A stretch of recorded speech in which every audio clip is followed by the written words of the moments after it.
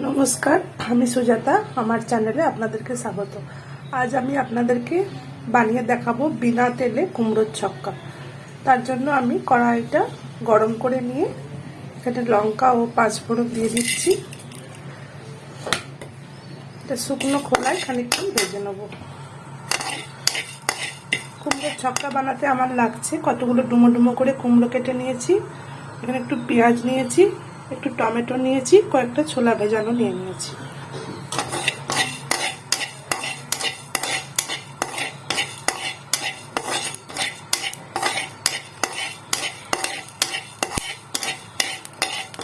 লঙ্কা ও পাঁচফোড়নটা একটু ভাজা ভাজা হয়ে গেলে আমি এখানে পেঁয়াজটা দিয়ে দেবো।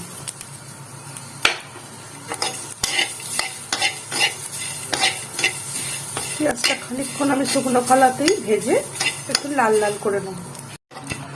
দেখুন পেঁয়াজটা আমার ভাজতে ভাজতে খানিকটা কালার চেঞ্জ হয়ে এসছে। এবার আমি এখানে টমেটোটা অ্যাড করে দেবো।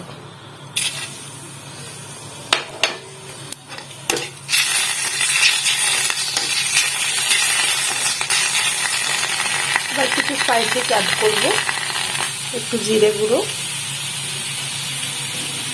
একটু হলুদ গুঁড়ো,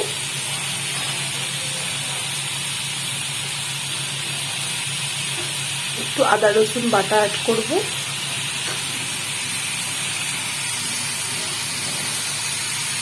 এবার সব কিছু অল্প জল দিয়ে আমি করতে থাকবো।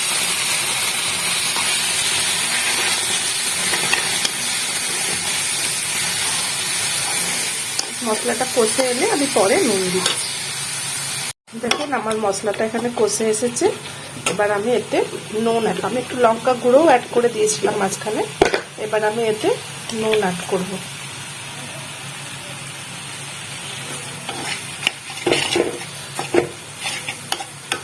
এবার আমি একে একে